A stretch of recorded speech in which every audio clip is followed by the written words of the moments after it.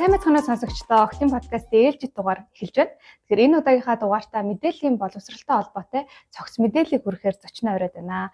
Сэтгүүл зүйн инновац хөгжлийн үр төвийн дэргэдэх Монголын баримт шалгах төвийн эрхлэгч Баццэг хүрэлцэн ирээд байна. Сайн байна уу? Танд энэ өдрийн мэндийг хүргэе. Сайн байна уу? За Монголын баримт шалгах төв гэхээр яг ямар учиртай байгууллага вэ? Хизээ байгуулагдсан те? Та эхлээд энэ талаар манай үзэгчдэд маань мэдээлэл өгөөч. За манайх 2020 онд сэтгүүл зүйн инновац хөгжлийн үр төвийн дэргэд анх байгуулагдсан.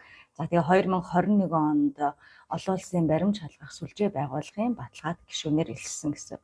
Энэ нь яадгийн гэхээр тухайн IFCN буюу олон улсын баримт шалгах сүлжээний ёс зүйн кодыг дагаж мөрдсөн ийм байгууллагууд гишүүнээр элсдэг. Одоо дэлхийд даяар өнөөдрийн байдлаар одоогийн байдлаар 430 гаруй баримт шалгах үйл ажиллагаа явуулж байгаа боловч яг ёс зүйн кодоо дагаад баталгаажуулалт авсан маань болохоор нэг 150-аас 170 орчим жил болгон хэлбэлцээд ингэж ажилладаг газар байгаа юм. За тэгээд манайх 2021 оны 6 сараас эхэлж тухайн байгууллагын баталгаажуулалтаа болсноороо хуримж ташаа мэдээллийг шалгах технологийн дэмжлэг авна. Дээрээс нь сургалтанд байнга хамрагдана. Мөн олон улсад байгаа яг юм адилхан баримт шалгах төвүүдтэйгээ нэг сүлжээнд нэг төвшөнд ажиллах ийм боломжтой болж ирж байгаа юм. Тэгээ Монголын баримт шалгах төв 2022 оны 6 сард буюу одоо IFCN-ийн баталгаажуулалт авснаас жилийн дараа Метагийн хөндлөнгийн баримт шалгах түнш гэдэг хөтөлбөрт хамрагдсан. Энэ болохоор Метагаас одоо IFCN-ийн баталгаажуулалттай байгууллагуудтай одоо хамтран ажилладаг хараат бус ийм ажиллагаа гэсэн үг. Тэгээ энэ хөтөлбөрийн хүрээнд хамтран ажиллахаараа Facebook болон Instagram платформд төгж байгаа эргэлзээтэй мэдээллийг баримт шалгагчид маань шалгаад тухайн мэдээлэл худал төөрөгдүүлсэн бүрэн бус гэх мэт агуулгатай байх юм бол тэмдэглэгээ зүүж өгдөг. Тэгээ тэмдэглэгээ зүүсэн тухайн мэдээллийг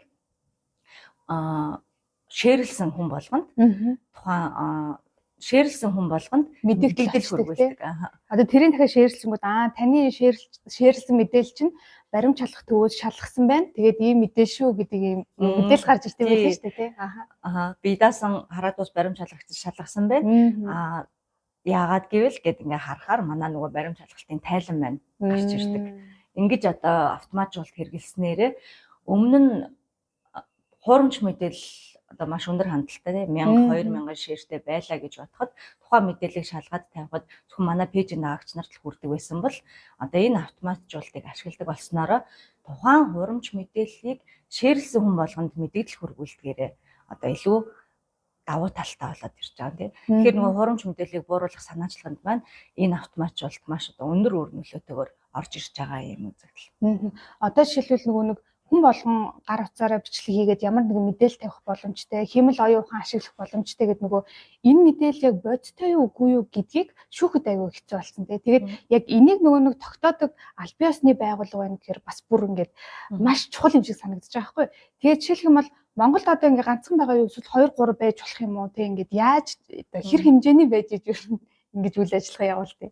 Мэдээж одоо хурамч мэдээллийн талаар одоо яаж шалгах уу, яаж нэгтэлж одоо түүнийг таньж мэддэг болох уу, дээрэс нь бодит түүний мэдээлэл нь юу вэ гэдгийг түгээхэд айл болохоор олуулаад байвал мэдээж илүү үр дүнтэй гэж тарна. Тэгээ манай Монголын хэмжээнд болохоор факт чек гэсэн юм гээд байгаа.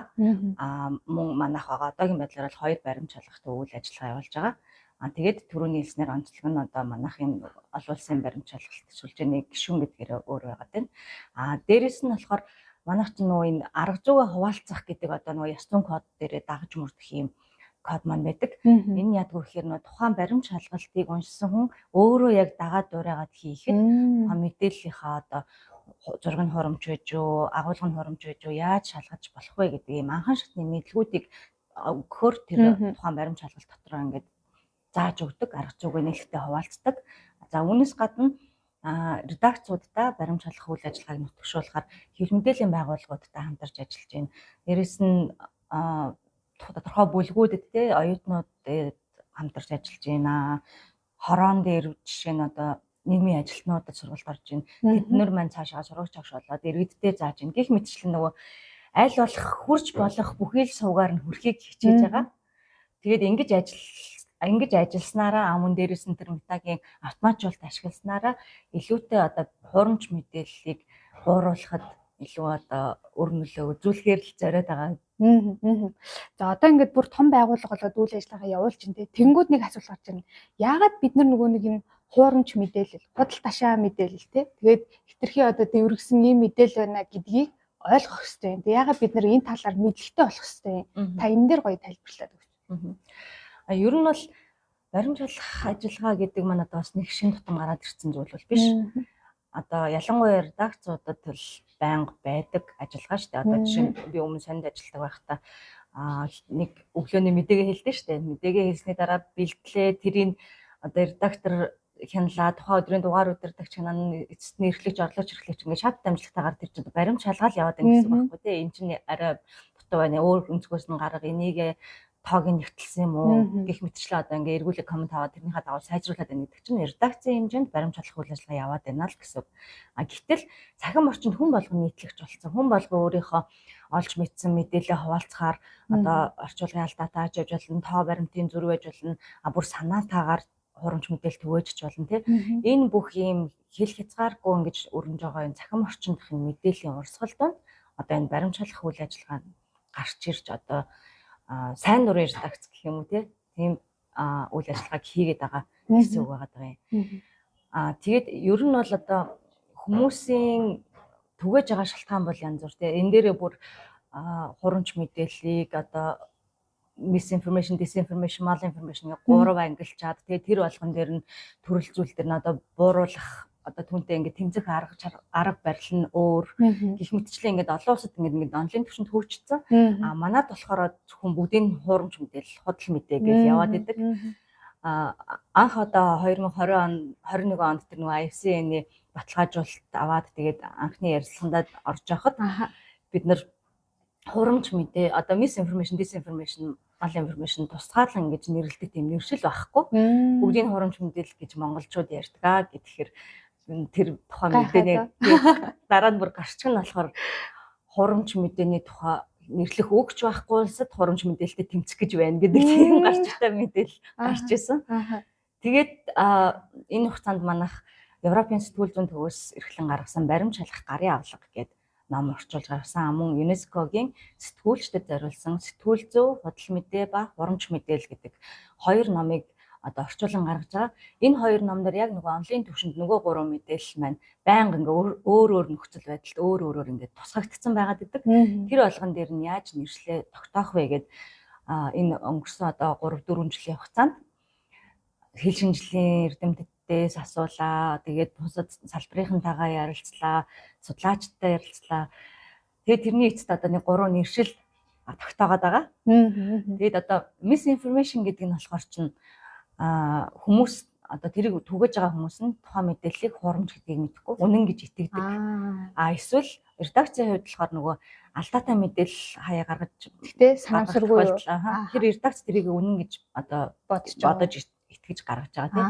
Ийм тохиолдолд тэрийг misinformation гэж нэрлэдэг. Энэ нь болохоор андуурч ташаарч гаргаж байгаа гэдэг үгийн үндсээр нь бид нар ташаа мэдээлэл гэж нэрлэхийг одоо санал болгоод ер нь энэ нэршлэр ингээд тогтохоор ингээд цаашаага үйл ажиллагаа болон энэ номын орчуулга бүх юмдаа тусгаад яваад байгаа байхгүй. Тэгээ яг ингэж зөрүүлж нэрлээд байгаагийн учир нь юу гэхээр ташаа мэдээллийг бууруулах арга зам нь одоо баг органикаар өөртөө эхний ээлж нь одоо жишээ нь тэр нэг газын машин дэлбэрдэг харамсалтай үйл явдал болдог орой. Яг тэр оройноо болохоор тэчнээ хүн нас орчлаа, 8 болчлоо гэх мэтчлээ ингээд мэдээлүүд ингээ хөрөөл тэрийг ингээл хүмүүс ширлэл яваад исэн. Энд болохоор тухайн хүмүүс одоо тэрнд нь итгэцэн л ширлээд байгаа байхгүй. Тэрийг мэдхгүй. Гэтэл тэр нь аяндаа нөгөө нэг залруулагдаад тэгээд мэдээлэл маань өөрөө үнэн зөв мэдээлэл нь юу болсон бэ гэдэг нь удахгүй ингээ гараад ирсэн тийм. Редакцийн хувьд бас зарим тохиолдолд ингээ алдаа гаргалаа гэхэд дараа нь түүнийгээ залруулад мэдээлдэг байдаг тийм. Энэ мэтчлэн одоо тэр ташаа мэдээлэлээр төгсөн алдаа эндөөрлөл залруулагдах боломжтой. Одоо жишээлбэл инхнээстэй газ дэлбэрэлтийн улмаас одоо жишээлбэл 30% насварлаа гэдэг ч юм уу те ингээд хэтрүүлсэн тоо мэдээлчлээ гэж бодоход дараа нь алдны одоо тий баттай мэдээлэл гараад ирэхэд тэр өмнө мэдээлэл нь misinformation болох юм байна тий. Буруу ташаа гэсэн үг. Гэхдээ одоо санаатай зорилго байхгүй гэсэн үг шүү дээ тий. Тэгвэл disinformation гэвэл бид юу гэж ойлгох вэ? Disinformation гэдгийг бид нэр хуурамч мэдээлэл гэж орчуулгыг санал болгож байгаа, хэрэглэхийг санал болгож байгаа. Яагаад гэхээр тухайн түгээж байгаа хүн худлаа гэдгийг мэдж байгаа. Тэгсэн мөртлөө одоо хандлт авах, жок хийх, одоо зугаацуулах, эсвэл бүр ингээд үжил бодлыг өөрчлөх, нэг мэдээллийг нөгөө мэдээллээр дарах, эсвэл өөрөөр одоо тухайн үйл явдлыг өөрөөр ойлгуулахыг олон нийтэд одоо ингэж санал болгож байгаа, тий тархи угаах гэж ярьдаг. Энэ мэтчлэн юм зоригтойгоор түгээгээд байгаа хурамч мэдээлэл байгаа юм. Тэгэхээр энэн дээр болохоор нөгөө бууруулах аргандаа бас эргээ ярих чинь илүүтэйгээр тухайн хүмүүс өөрсдөө хурамчлыг мэдсээр иж түгэж байгаа учраас нэлээд төвөгтэй. Харин олон нийтийн мэдээллийн боловсролыг дээшлүүлээд олон нийт тэр мэдээлэл хэдийн үед яагаад түгээд байна, ямар учраас ийм мэдээлэл гинт гараад ирэв, эсвэл тухайн мэдээллийг агуулгаар нь зургаар нь хайгаад тухайн мэдээлэл түгэж байгаа хаягийг шинжилээд энэ хурамч юм байна гэдгийг мэддэг. Ийм мэдээллийн боловсралтай болоод ирэхээр хурамч мэдээлэл түгээгчд аяндаа одоо зорилго нь бүтэхгүй ийм болох боломжтой гэж үзэж байгаа байхгүй. Тэгээ дээрэс нь одоо хэрвээ шалгаж мэдэж чадахгүй бол эргэлзэж байгаа бол цааш нь түгээхээ зогсоочих хэрэгтэй. Тэгэхгүй манайхан энэ худлаа гэсэн шүүгээ түгээгээд хахад ч гэсэн тухайн хурамч мэдээлэл түгэж байгаа итгэдийн зорилго нь биелэл баярлалаа сууж байгаа байхгүй тий. За түгэлтийн хоёлаа дараа нь тэгэхээр одоо нөгөө гурван төрлөөс ч мал информашн үлдсэн баа тий. Тэрийг нь бид нэр юу гэж ойлгох вэ? Одоо тэрнтэй холбоотой жишээ гэх юм бол магадгүй юу байх вэ? Мал информашн гэдэг нь болохоор илүү хортой, тэгээд нэлээд тэр үйл явдлыг ингээд дэгстүүлж ингэж орхитгоор илүү хортой байгаа байхгүй. Тэгэхээр лоббийн наран жаргалагчийн зөвлснөөр бид нэг дэгстүүлсэн мэдээлэл гэж орчуулахаар ингэж тохирсон байгаа шүү. За тэгээд энэ нь болохоор ямар учиртай юм гэхээр тэр агуулга хуурамч байх албагүй. Үнэн ч байж болно. Гэхдээ дутуу. Одоо жишээ нэг судалгааны мэдээлэл байлаа гэхэд тэгж гарчээ. Гэхдээ тэрэн дотор ийм агуулга байна гэдэг цаад энэ дэлгэрэнгүйг нь тавихгүйгээр зөвхөн одоо нэг хэсгийг нь өөрт ашигтай нэг хэсгийг үнэн бодит байж болох мэдээллийг оруулж тавьдаг. Энэгээрээ илүү хортой. Ягаад тэгэхээр хүмүүс нэр үнэн гэхдээ цаашаага дэлгэрүүлээд судлал ямар байх юм бэ гэдг нь одоо мэдээлэхдэггүйгээр зөвхөн өөрт ашигтай нэг хэсгийг гаргаж ирдэг. Үүн дээр бас нэмэх нь ялангуяа улс төрийн нөхцөлд болохоор тухайн одоо нэр дэвшигч байна уу тэр улс төрчийн нууц мэдээлэлтэй хувийн нууц чатын дийлгэх эсвэл одоо орон байрны нөхцөл байдал байт юм уу одоо ямар нэгэн байдлаар тухайн одоо яригдж байгаа агуулгатай огт холбоогүй одоо бэлгийн чиг хандлах ч юм уу тиймэрхүү мэдээллүүдийг гаргаж ирдэг маань илүү хортой байдаг. Тэгэд энэ тохиолдолд болохоор үнэхээр нөгөө мэдээлэл нь үнэн байж ч болно, үнэн байх боломжтой. Гэхдээ хизээвэ гэдгээс хамаарат илүү одоо хурамч мэдээлэл түгэж ийн гэдэг хэлбэр рүү орж судлагдаад байгаа юм. Тухайлбал энэний нэг жишээ нь болохоор нөгөө Франц ерөнхийлөгчийн сонгуулийн үеэр Макроны одоо хувийн нууц чатууд нь дэлгэгдэжсэн. Гэхдээ дэлгэхдээ яасан гэхээр яг санал авах өдрийн урд оройн нь дэлгээд маргаашнаас нь ямар ч тийм сурчлагаа мэдээлэл байршуулах боломжгүй яг тийм нөхцөлд хамгийн сүүлийн мөчөд гэсэн үг тарааж байгаа. Тэгээ энэ нь болохоор мэдээж нөгөө сонгогчдын үзэл бодлыг өөрчлөх те нэг ямар нэгэн зорилготойгоор ингэж төвөгдөж байгаа ийм мэдээллийн жишээ байгаа юм. Ер нь одоо энэ худал ташаа те эсвэл дэгстүүлсэн янз бүрийн энэ хортой нөлөөтэй те ялангуяа мэдээллүүдийг жилийн аль үед түлхүү ер нь түгээгээд байт юм бэ те. Тэгээд түгэж байгаа арга барил нь жишээлбэл ямар байт юм бид нэр яаж ялгаж мэдэх үү те. Магадгүй одоо интернет сүлжээ байхгүй болсон үед байхгүй байна бах. Босод бүх цаг үед энэ хурамч мэдээллүүд явж идэг. Ер нь одоо нэг хэвийн те нэг юм нам тайван одоо үед төгдөг мэдээлэл нь юу вэ гэхээр одоо эрүүл мэндийн элдв батлагдаагүй зөвлөгөө тийм юмар энийг эмчилж чинь тэгдэг байна ингэдэг байна. За тийм зөвлөгөөнүүд бол байнга явна. Дээрээс нь цахим заллингийн хохирогч олгох тийм санаархалтай мэдээллүүд байнга явна. Илүүтэйгээр одоо тэр мэдээллүүд чи ихэвчлэн одоо Google Translate дээр тавьсан гаднаас ингэж оруулж ирж байгаа гадны хаягтай мэдээллүүд байдаг. Гэхдээ бас төгж байгаа цаг үеийн одоо магадгүй ногдол ашиг авсны дараа эсвэл одоо хүүхдийн мөнгө буусны дараа ч юм уу нэг иймэрхүү үед одоо нэлээ ингэж өндөр хандлтаагаар орж ирээд илүү олон одоо хохирогчийг ингэж олох зорилготойгоор ингэж түгээд байгаа нь бас ажиглагддаг. Эдгээрээс одоо онцгой нөхөлдсөн нь болохоор мэдээж нөгөө ковид цардахлын үед бол хурамч мэдээлэл маш их төгссөн. Дээрээс нь одоо улс төрийн тогтворгүй байдал, чагсаалт цуглааны үе, эсвэл олон нийтэд нэлээд одоо чухал тийм шийдвэр гарахын өмнөхөн эсвэл авилга албан тушаалын хэргийн явцсан үед ч юм уу тиймэрхүү үед бол нэлээд идэвхтэйгээр төгөж байгаа нь харагддаг. Тэгээ энэ нь болохоор мэдээж зохион байгуулалтаа байгаагийн одоо нэг илрэл гэсэн үг.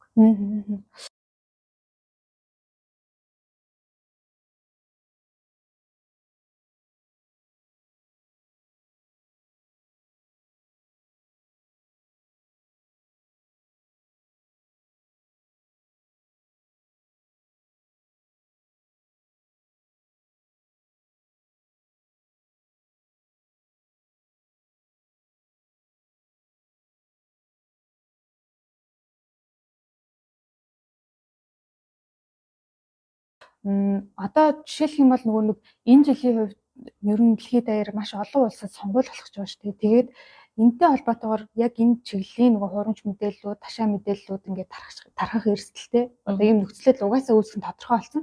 Тэгэхээр эдгээр чи өөрөө бидний одоо жишээлбэл өдөр тутмын үйл ажиллагаанд тэ амьдралын шийдвэрт эсвэл бүр том чухал шийдвэрүүдэд яг яаж нөлөөлөх үс хэмжээний байд юм бэ те. Зүгээр нэг худал ташаа мэдээлэхээр за би тэгэл харал өнгөрчтэй яах юм гэж бодож иж магадгүй шүү дээ. Тэгэхээр нөлөөлдөг болоод бид нар бүр ингээд баримтын шалгах төвнэ гэж тэ уг ингээд ажиллаж байгаа те. Тэр талаас нь хоёлаа тайлбарлаа. Манай сэтгүүл зүйн наад зөвжлийн өөр төвийн одоо үнэт зүйл маань иргэд чанартай зөв мэдээлэл авснараа оновчтой шийдвэр гаргана. Оновчтой шийдвэр гаргаад ирэхээр амьдралын чанар нь дээшлэнэ гэсэн юм алсын хараатай ажилдаг. Энийн нэг зөвхөн жишээ нь болохоор баримт шалгах үйл ажиллагаа байгаа. За тэгэнгუთ хүмүүс яагаад хурамч мэдээллийг зөв хараал өнгөрчлөө гэж бодоод байна уу? Гэтэл цаана бас хортой байгаад байна гэдэг нь ямар учир шалтгаантай юм бэ гэхээр одоо тухайн нэг мэдээллийг за арайчтай худлааштай энэ ч юм уу ингээ ийм нэг ямар нэгэн байдлаар тухайн мэдээллийг идэвхжүүлээд эсвэл доорн сэтгэл хүчтэй ч юм уу те тухайн мэдээллийг идэвхжүүлээл гэхэд алгоритмаараа энэ хүнд энэ төрлийн мэдээлэл сонирхолтой байт юм байна. Энэ хаягаас түгээсэн мэдээллийг авах. Одоо ийм хандлагатай юм байна гэдэг нөгөө алгоритм ажиллаад өөрийн чинь таймлайн дээр дүүрэн одоо нэг гутал хайчхад байн гутлын реклам гардаг шиг яг тэр мэдээллийг бас яг тэгж шахдаг. Тэгэхээр чин цаана нь байгаа илүү чухал мэдээлэл олж авах ёстой орон зайгийн маань одоо эзлээд байгаа гэсэн үг байхгүй. Энэ бол одоо шууд биш мөртлөө бас нэлээд хортой юм нэг үзэгдэл байгаа юм.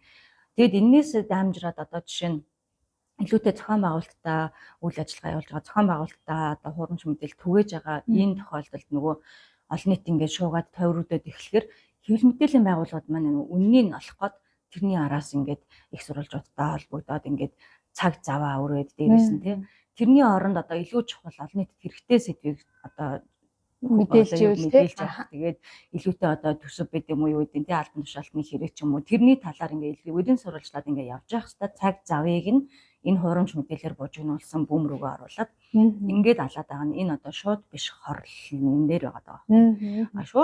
Шууд хохирлууд бол мэдээж одоо мөнгө санхүүгээрээ хохирох байна, сэтгэл санааны дарамт байна, айдас давтаж байна. Одоо хүмүүсийн тэр хурамч мэдээлэлээс үүдэлтэй хохирлуудын одоо хамгийн анхны хамгийн одоо бүүн болонд нэлийн өндөр тийм хэмжээнд яригддаг нэг жишээ болохоор нөгөө ковидын үед спирт овол ковидын вирусыг устгана гэдэг нөгөө Иранд 800 орчим аминаас алдчихсан ийм тохиолдол байгаа шүү дээ. Тэгэхээр хурамч мэдээний хор хохирол гэх юм бол мэдээж маш их тэгээд шууд болон шууд бусаар яаж нөлөөлөд байгаа вэ гэдгийг ойлгох нь хамгийн чухал байгаа. Одоо шилбэл танах дээр сартаа хичнээн хурамч мэдээллийг за энэ төөрөгдүүлсэн шүү, ташаа шүү гэдэг ийм одоо ялгаж тэ англи хийж ийнэ. Тэгээд энэ дээр нөгөө нэг гадны нөлөөтэй хортой мэдээлэл гэдэг нэг ойлголт байгаа шүү дээ. Тийм төрлийн мэдээллүүд юу н орж ирэх үү? За одоо бид нар чинь 4 жилийн хугацаанд үйл ажиллагаа явуулж байна. Энэ хугацаанд 900 гаруй 1000 орчим мэдээлэлт баримтын шалгалт хийсэн байгаа. За эдгээрээс одоо нөгөө түрүүний хэлдэгчлэн одоо энгийн үед төгжөөдөг эрүүл мэнд болон цахим заллингийнх бол нэлээд өндөр хувь эзлээд байгаа. Яг хортой нэг ийм үйл явдлын мэдээлэлүүд бол цөөхөн боловч хандлт нь бол маш өндөр болж орж ирж байгаа. Тэрийг болохоор юугаар тайлбарлаж болох вэ гэхээр нөгөө нэг троллоор идэвхжүүлсэн тий. Тэгээд ямар нэгэн юм гадны юм автомат юм нөлөөлөл орсон байх магадaltaгаар өндөр орж ирдэг гэсэн.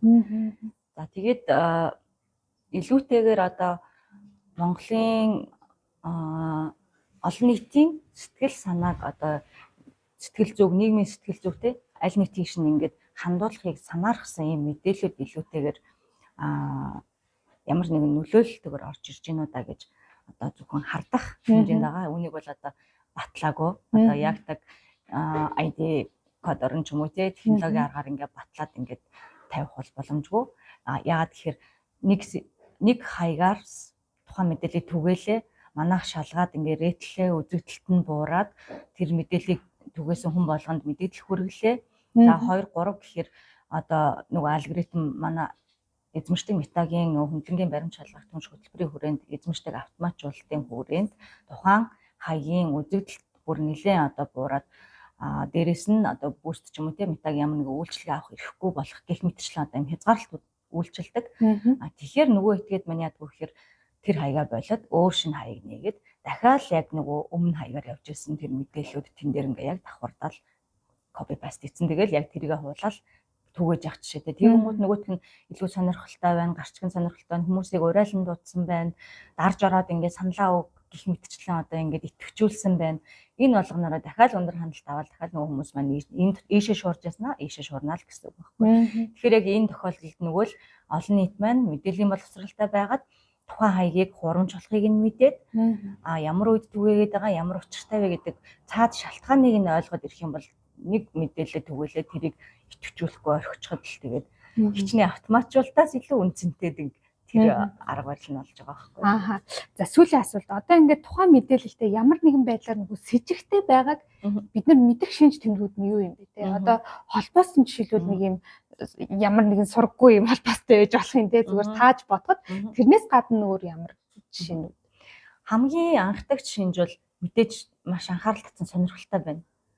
Ямар нэгэн тайлбаргүйгээр хаанч болсон мэддэхгүй гинтийн бичлэг гарч ирдэг тийм. Тэгээ тэр бичлэгийг хүмүүс хөөх ингэсэн байна. Энэ Монголд юм уу яасан. За ингээ явсараа зүйлдээ Монголд ингэсэн юм байна. Тэнд тэгсэн байна.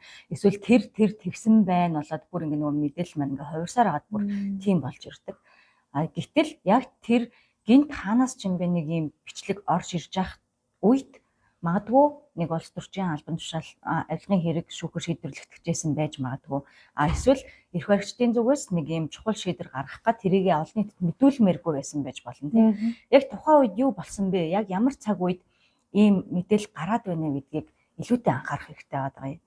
Энд дээр одоо нэг жишээ хэлэхэд багш нарын цалин нэмэгдүүлэх, цалингаа нэмүүлэх юм тэмцэл үе болдог тийм. За өнгөрсөн 23 оны 4 сард багш нар цалингаа нэмүүлээгээд чагсаал хийгээд талбай дээр зураг авахуулаад ингээд яг акц явж эхэлж байхад гинтхэн нэг сурагчаа заддаг багш гэдэг юм бичлэг гараад ирсэн. Тэгээд тэрэн дээр бүр нэлээ ингээд одоо хүнд хэрсгээр задж байгаа тийм бичлэг байхгүй. Тэгэнгүүт нөгөө нэг олон нийт чинь нөгөө бичлэг нь бүр тэр нөгөө багшийн цалин нэмэгдүүлэх тэр мэдээлэлээс бүр хэд дахин даваад явчихж байгаа. Тэгж хэд дахин давж явахдаа нөгөө олон нийтийн одоо багшийн цалин хүрэлцэхгүй хэцүү байна гэдэг энэ ойлголт төрчихжсэн одоо энэ суур дээр нь багш нар угаасаа ийм зэрлэг завгаан ийм хүүхдтэйгээ ингэж ажилладаг угаасаа багш нар муу гэдэг ийм ойлголт илүүтэй ингээд төрөөд тэгээ багш нарын цалин нэмүүлэх асуудал юу ч болсон тэгээд алга болж байгаа. Хүчийг сулруулж байгаа юм тийм.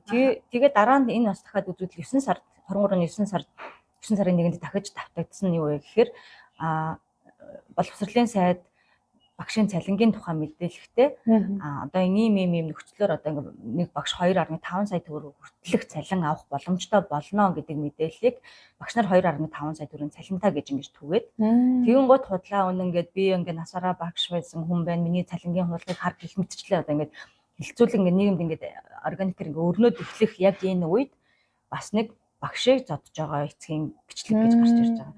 Тэгэхээр тэр бичлэгийг харангуут нөгөө ямар зэрлэг юм бэ? Яагаад ингэж байгаа юм? Багш нар угаасаа юм баг өөртөө л болоо вэ? Өөртөө хүүхдийн зодсон гэж юм. Гэх мэтчлээ ингээл нөгөө хилцүүлэг маань өөр тийш бол явчихж байгаа байхгүй. Тэгтэл тэр маань яасан гэхээр Малайзд болсон үйл явдал гэсэн. Түрүүний тэр багшаа зодж байгаа бичлэг болохоор Казахстанд болж байсан үйл явдал байхгүй. Тэгээд энийг ямар ч Монгол гэсэн тайлбаргүйгээр зүгээр л ингээл цахим орчин руу оруулчихад тухайн мэдээлэл яаж дарж дарангуулж болдог вэ гэдэг хоёр жишээд л энэ байгаа байхгүй. Ийм байдлаар нөгөө яг ямар үед ямар бичлэг явуулж яагаад вэ гэдгийг олон нийт маань ингээд соргохгүйгээр мэдэрч явах хэрэгтэй байгаа юм. Тийм байна. Тэгэхээр хамгийн ихний шин чанар бол сонирхолтой байх тийм. Сонирхолтой байдаг. Энэ дээр бас зөвхөн бичлэг гэлтгүй бас юм гарчиг мэдээллүүд байна тийм. Тэрнтэй тэгсэн байна. Ороод уншиж юм уу тийм нэг тийм яагаад гэвэл нэг юм дутуу юм клик сайтууд байдаг шүү дээ. Гэх мэтчлэн ингээд сонирхолтой байгаад анхаарал татах болгонд нэг алхам ухарж агаад за энэ чи юу вэ? Яагаад ийм түгэж байгаа вэ? За энэ нь бол ийм хуурамч юм шиг байна да. Энэ хаягийг үзье да гэх мэтчлэн нэг ийм амьсгаа аваад тэрийг харчих хэрэгтэй байна. Тэгэхгүй шууд сэтгэлийн хөдлөлөөр хөө ямар амар юм бэ гэсэн байна. Эсвэл бүх юм бэ гэдэг ингээд цаашаа шеэрлээд байгаа яг тэр тохиолдол болгон дээр хурамч мэдээлэл бүр ингээд зорилгоо биелүүлээл дэгдээд байна гэсэн үг. Тэгэхгүйгээр өөрөө ингээд нэг алхам ухарж агаад хаягийн шалгаад үзье. Тэгсэн тэр хаяг нь одоо өөрийн зураггүй те уул ус юу гэдэг тийм нормал тэгэнгуутаа одоо ингээд хөтлсөн түүхийг харъя. Дандаа юм шеэрлдэг ч юм уу те эсвэл итгэхгүй олон нийт нээлттэй пост ерөөсөө авахгүй мөртлөө группүүдэд байнгын юм одоо ийм мэдээлэл хугаах зорилготой ч юм уу те тиймэрхүү мэдээллүүдийг шеэрлдэг. Гэх мэтчлийн хаягийнх нь юм. Одоо шинэ би өөрөө ингээд нэг мэдээлэл ингээд сонирхолтой байлаа. Хөөх тийм биш дээ нэг хардаа ч юм уу те нэг тайлбартаа шеэрлдэг те. Тэдгээр сайтууд бол пэйжүүд бол хаягууд бол тайлбаргүй зүгээр шууд автоматар ингээд шеэрлэгдэж идэг. Одоо магадгүй тэр нөх хандлтаа унахгүй байдлаар ч юм уу те шеэрлэгдэж идэг ийм үзэгдэл органик бишээр хөтэлдэг гэж ярьж байгаа. Хаяг нь тийм байдаг. Тэгээд дээрэс нь нөгөө нэг тухайн мэдээллийнхаа агуулгыг харна тий. Зүгээр л Google дээр нэг түлхүүр үгээр нь хайлт хийгээд үзэхэд өмнө нь тэр ямар мэдээлэл гарч ирсэн бэ тэрнтэй холбоотой бүх дэлгэрцүүд гарч ирдэг тий. Тэгэхээр тэр илэрч болгондоос бүгдийн одоо тэр болгоноос зөвийг нь олохоос хэцүү тий хүн болгонд. Гэхдээ ямар нэгэн байдлаар нь сэжүү гарч ирнэ. Хэрвээ тухайн мэдээлэл зураг ашигласан байвал зургаар нь хайгаад үзчихин тий. Тэгэхээр магадгүй одоо ингээд үер буугаад ийм амар нөхцөл байдалд юм болжээ гэд одоо нэг сүрцэн газрын ч юм уу зураг байлаа гэхэд тухайн зургийг Google дээр оруулаад хайхад өмнө 5 жилийн өмнө Малайзд ч юм уу болсон зураг байх жишээтэй. Энэ мэтчил нөгөө нэг ямар нэгэн онц байдал, гамшиг, осол, чагсаал цуглаан ийм үед илүүтэй төвдөг ийм мэдээллийг шуурхаа хүрэх гээд одоо ингээд яарвчлан шеэрлээд илүү бусдаас төрүүлж тэр мэдээллийг олсон болж ингэж бусдад харагтаасаа илүүтэй нэг алхам ухраад ямар учиртай байна вэ гэдгийг хардаг ийм ур чадвартай л болчиход энэ бол нилээн одоо хомж өгөндөө. За тэгэхээр подкастын хугацаа ерөнхийдөө дуусч байна. Тэгээд манай сонсогчдод мэдээллийн боловсролын талаар ялангуяа одоо бид нар бол misinformation гэж юу юм, disinformation гэж юу юм, malinformation гэж юу юм гээд нэлээд мэдээлэлтэй боллоо. Тэгэхээр танд маш их баярлалаа. За баярлалаа. За сонсогчдоо тэгэхээр Октийн подкастын ээлж дугаарыг түрээд өндөрлж байна. Тэгэхээр сэтгүүл зүйн инновац хөгжлийн үр дүнд дэргэдэх Монголын баримт чалгах төвийн эрхлэгч Баццэг бид бүхэнд за мэдээллийн боловсролоор бүр маш тодорхой ойлгомжтой мэдээлэл өглөө. Тэгээд ялангуяа одоо эх саруудад сонгуул олон маш олон ингээ худал ташаа мэдээллүүд цахим орчинд түүх эрсдэлтэй. Тийм учраас бас өөртөө бид нартэй давхар мэдээллийн боловсролтой байгаад өөртөө хамгаалах нь чухал байна. Тэгэхээр маш сайн мэдээлэл авч чадсан баха гэж найдаж байна. Энэ хүртэл сонссонд баярлалаа. За баярлалаа.